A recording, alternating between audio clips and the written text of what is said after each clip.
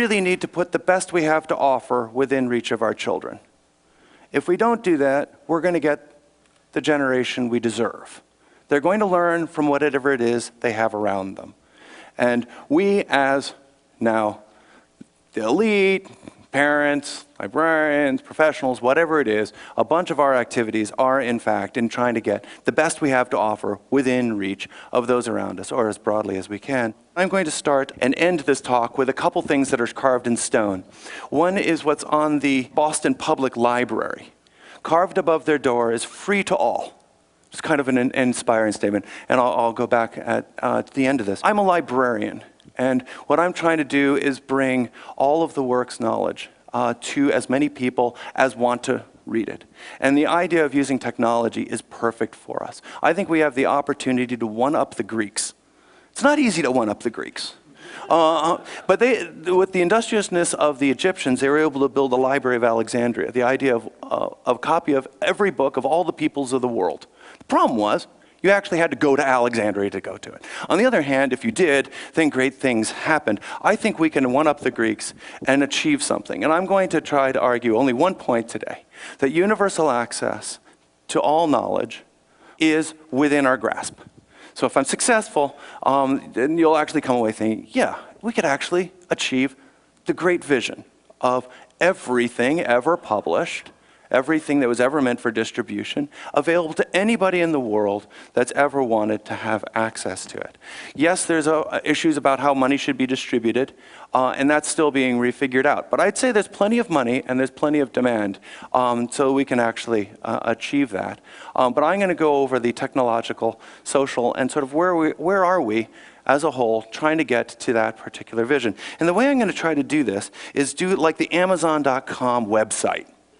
The books, music, video, and just go step media type by media type to go and say, all right, how are we doing on this? So if we start with books, so where are we? Well, first you have to, as an engineer, scope the problem. How big is it? If you wanted to put all of the published works online so that anybody could have it available, well, how big a problem is it? Well, we don't really know, but the largest print library in the world is the Library of Congress. It's 26 million volumes, 26 million volumes. It's by far and away the largest print library in the world. And a book, if you had a book, is about a megabyte.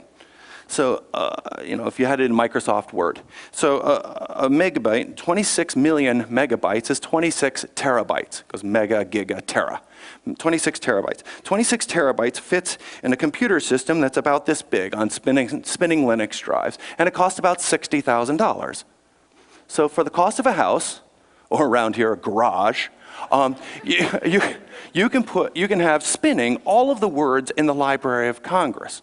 That's pretty neat. Then the question is what do you get if, is it worth trying to get there? Do you actually want it online? Some of the first things that people do is they make book readers that allow you to search inside the books, and that's kind of fun, and you can download these things and look around them in new and different ways, and you can get at them remotely if you happen to have a laptop. There's starting to be some of these sort of page-turny interfaces that look a whole lot like books in certain ways, and you can search and make little tabs, and it's kind of cute, still very book-like on your laptop. But I don't know, reading things on a laptop, whenever I pull out my laptop, it always feels like work. I think that's one of the reasons why the Kindle is so great.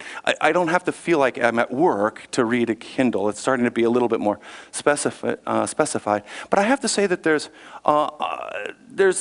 older technologies that I tend to like. I like the physical book.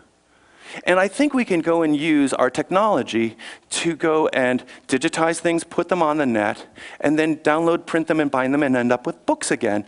And we sort of said, well, how hard is this? And it turns out to not be very hard. We actually went off to make a bookmobile. And a bookmobile the size of a van with a satellite dish, a printer, binder, and cutter, and kids make their own books.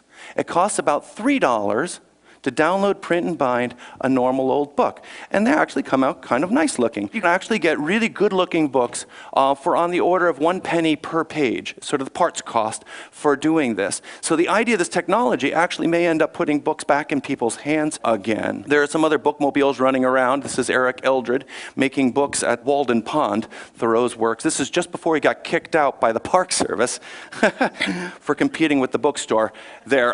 In India, they've got another couple bookmobiles running around, and this is the opening day at the Library of Alexandria, the new Library of Alexandria in Egypt. It was quite popularly attended, and kids starting to make their own books, and a happy kid with the first book that he's ever owned.